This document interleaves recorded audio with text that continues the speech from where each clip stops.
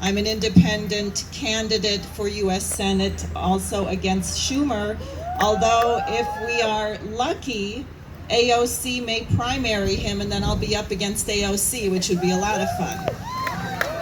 I am a 32-year associate of Lyndon LaRouche, who was the leading economist on the planet, passed away 2 years ago. This is particularly important today because what I have to tell you is the situation we face is much worse than you think, and the solution has to be much bigger than you think. And what I am referring to is not merely the assault on the unborn, but the assault on human life, period, from the billionaires club known as the World Economic Forum, the Great Reset, the Green New Deal. And as you may be aware, appropriately enough, they are having a conference in Glasgow, Scotland, starting on Halloween, on October 31st. I guess we couldn't tell the difference if they had their masks on or not. And it's going to go 12 days. And what is the objective? It is the opposite. The first law of economics is in Genesis. Be fruitful, multiply, subdue the fruits of the earth. Man has dominion over nature. Abraham Lincoln probably would have expected the United States to have 1 billion people by now. Think to yourself about what that would look like. And then think about what kind of economy is required to sustain 1 billion people. We just had a couple dozen people drown after a tropical storm, Ida, in basements. Why? Well, we couldn't fix the sewer system. We couldn't build a storm surge barrier. We couldn't fix our plumbing in 100 years. Do you know how old the pipes in New York City are? Are we Bangladesh? Did we go to the moon? Did we say we do these things not because they are easy, but because they are hard, and we can't stop a flood? Well, what do you have? You have the environmentalist movement telling your children that they are nothing but a carbon footprint, that they shouldn't have been born. You have a movement among young people today saying we are not going to have children because we don't want to destroy the planet. God told us that we control the planet, and not only that, we can improve the planet, which is why we have nearly 8 billion people alive today. And I'll tell you something else, because I have to say it. It's not only do unto others as you would have them do unto you, but what you do to others will be visited upon you.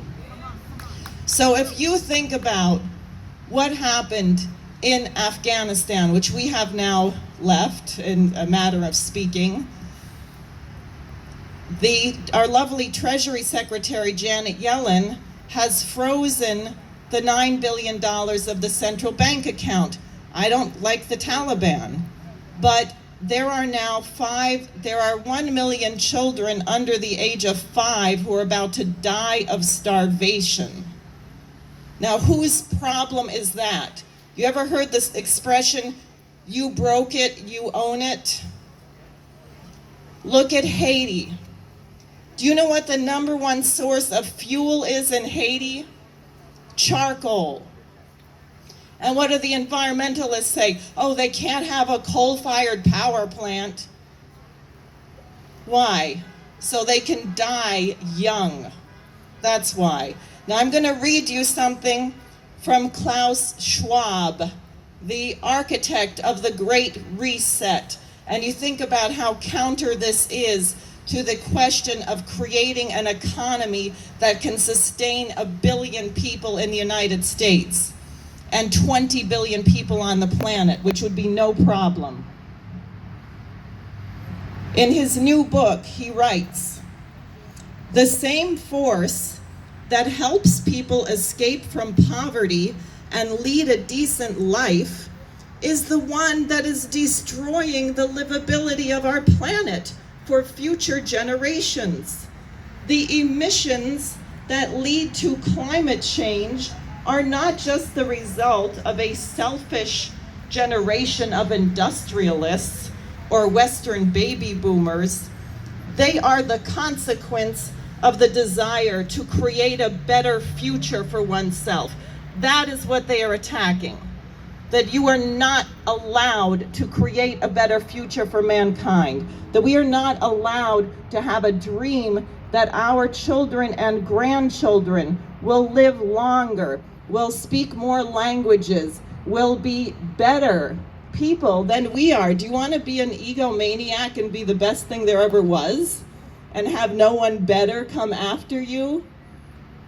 So we have a mission here, and I'll just wrap up by saying what needs to be done. One, this Glasgow conference should be shut down. We should not allow, oh, and by the way, YouTube and Google have now outlawed, you are not allowed to say that carbon dioxide does not cause climate change. No one has to prove that it does. Never mind that. They don't have to, they say follow the science, but they don't have to prove what they're saying. You are not allowed to say there's no, you know, the planet's been here for 5 billion years, I think, about. I think the climate has changed a few times in that time. It's very arrogant of us to think that we are causing climate change right now. The dinosaurs died of something. But on what we have to do, the system is bankrupt. Since 2008, we have printed our lovely New York Federal Reserve about $23 trillion. It didn't go into fixing infrastructure. It went into bailing out a bubble of drug money laundering, human traffic laundering, and garbage. And the cost of living for the average person is through the roof. And what you get for what you pay is through the basement. So this system has to be put through bankruptcy.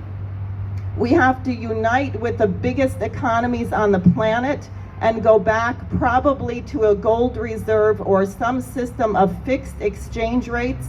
No more speculation. We have to take back the Federal Reserve and have a national bank as Alexander Hamilton intended. And we need trillions of dollars not to bail out some Jeffrey Epstein Wall Street pervert, but to build our nation.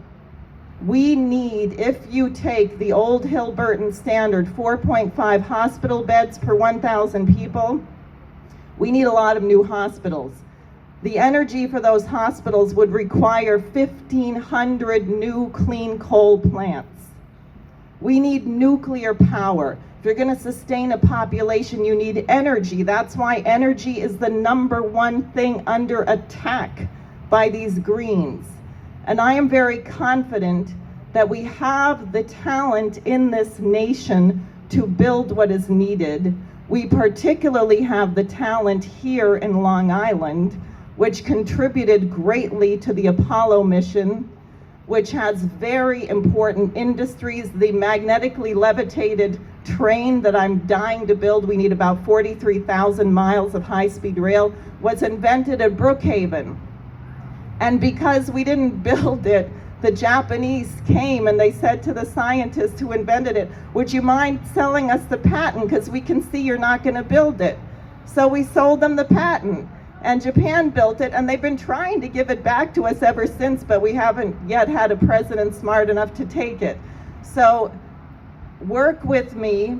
This is not really about January 2023, which is when I would take office if I win. This is about right now.